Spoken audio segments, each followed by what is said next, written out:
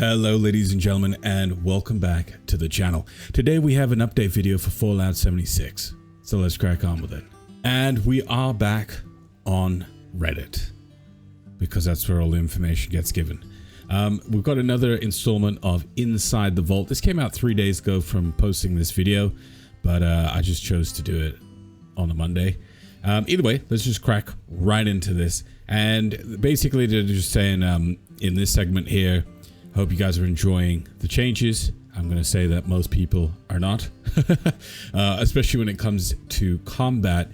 And we can talk about that after we go through this. So we've got some miscellaneous stuff. Floater flamer and freezer grenade explosions no longer damage enemies through walls. So it looks like, unless there's something else I don't know about, the only thing is the Tesla cannon that can damage stuff through walls, if I am not mistaken. They fixed an issue where the Enclave plasma gun mods were not dropping from the Enclave events, so maybe that it will just be easier. I don't know, or if this is a new thing that popped up. I don't know. There's so many bugs in this game, it's hard to keep up. Fixed an issue which prevented some thrown weapons from scaling with player level. I thought this was actually supposed to be a thing. Fixed an issue which prevented non-physical damage from being added via weapon mods, including some default mods on weapons such as the plasma cutter. Note, this fix has the side effect of significantly reducing damage dealt by pain train and some non-explosive thrown weapons. An additional fix will be introduced at a later date. Next, we have the adjustment to base damage. Let's see what they've got here. We've got this submachine gun, which has gone from 52 to 64. So the submachine gun is getting a buff. The 10mm SMG going from 72 to 59. So a nerf to the SMG. That's a pretty big nerf. I'm not gonna lie, that's actually pretty big. Floater Nashor grenade poison dot has been nerfed, and the floater flamer grenade fire dot has also been nerfed.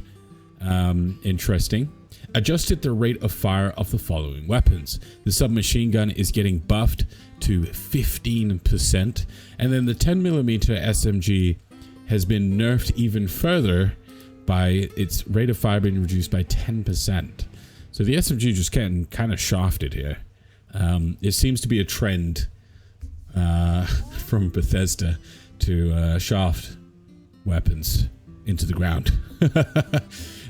Anyway, we've got adjusted the base range for the following weapons. Light machine gun gone from 132 to 185, and I do like that they're showing the previous and the new change before they just showed the new change. The minigun is 130 to 175. The 50 cal has gone from 103, which is just terrible, to 144. The submachine gun gone from 109, which is terrible, to 152. And then you've got the Gatling gun 137 to 191, which is kind of crazy.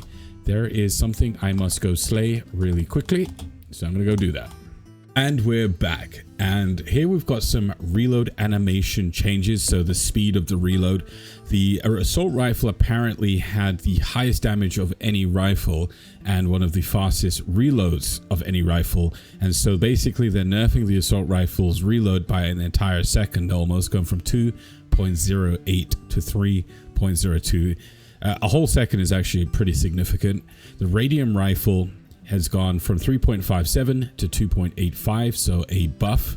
The handmade is also getting a buff, going from 3 to 2.43, and then the combat rifle is also getting a buff, going from 3 to 2.68. Next, we have a pretty controversial topic, that being the Ultrasight Ammo. And I said here, we've been listening to your feedback on Ultrasight Ammo and prime receivers, and have taken a close look at where things stand today, and we would like to take them in the future.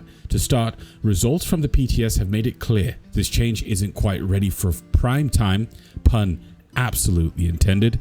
While we're still excited about the idea of Ultrasight Ammo playing a more meaningful role in combat and exploration, we recognize that it needs to be a broader set of supporting changes to truly feel rewarding. Okay, so what did they do? That said, there's still a core issue we want to address from the original design. The flat damage increase creates a dominant choice, discouraging players from experimenting with other options. Here's what we're planning to do with this ammo type during the PTS. Restore the Ultrasight Ammo to being part of the contextual ammo, adjust prime receiver damage to match other top tier receivers, no longer exceeding them, and retain bonus damage to scorched enemies. So basically it's going to be exactly the same as it was before. Got it. This brings Ultrasight Ammo in line with other high damage options without making them obsolete. While this is definitely a nerf, we'll feel that now, when so much of the playing field has shifted, is the right time to make this change. Okay, so there's a couple things I wanted to mention here. Is I do think that the prime receiver is okay to be higher than the highest damaging receiver, mainly because the ammo is expensive, right? And I actually didn't mind, maybe because I have a lot of flux and stuff, but I actually didn't mind the original change because what's the point of a prime receiver? That's what I want to know. Like, if it's just the same as like a hardened receiver, why not just go hardened? That's what my 2 cents on that. I mean, I guess if you wanted the extra scorch damage, but like, I don't know. I just don't see the point of a prime receiver considering it is more expensive. But that's my 2 cents on that. It says here, but looking ahead, we're committed to making Ultrasight Ammo feel like a powerful, rewarding player choice. Something that's earned through exploration and overcoming tough challenges. We want it to feel valuable and impactful, not just a stat boost. We're open to your ideas on how to elevate this ammo type further, so tell us what would make it feel more special. Your feedback on the current experiment was extremely valuable, and we really appreciate the time that we went into discussing it. Note, we're still in the process of making these changes, so they won't be reflected in the PTS today. We will let you know when they arrive. Interesting.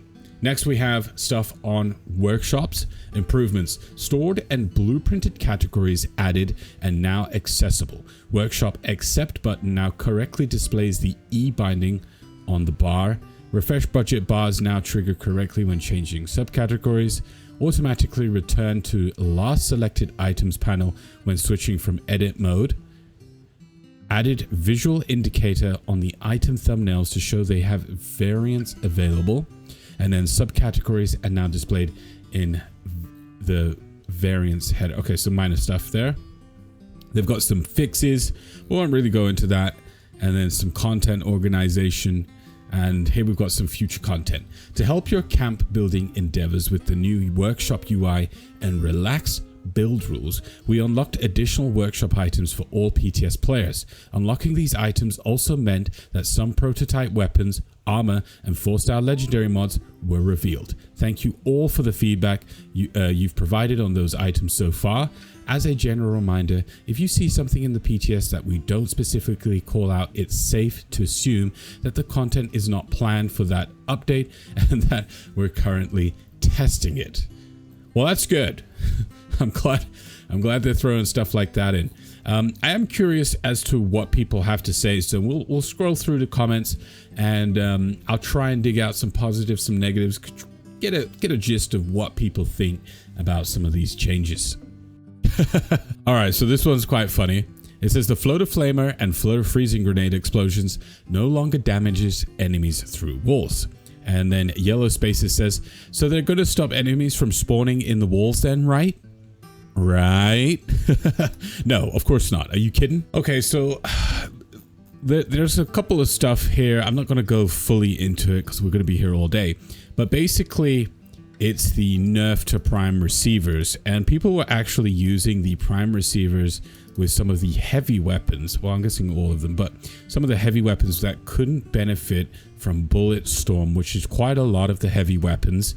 Heavy weapons, if you don't know, have been nerfed pretty badly.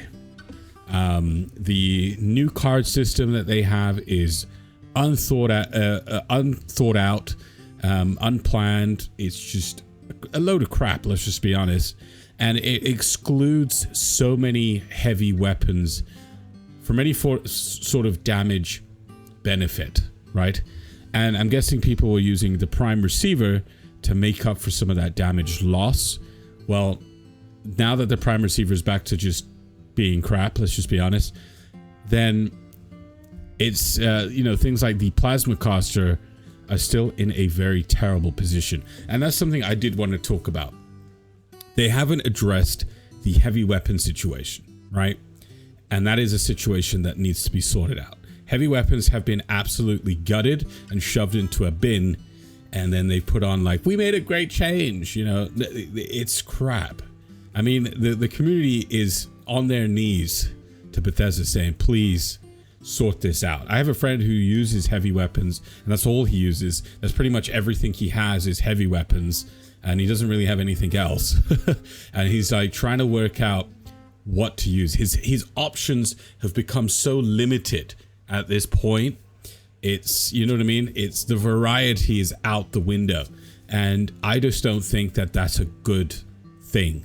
One of the most enjoyable parts for me anyway with Fallout 76 when it comes to their weapons is the variety, the different options, the fun options, the meta options, and the in-between options.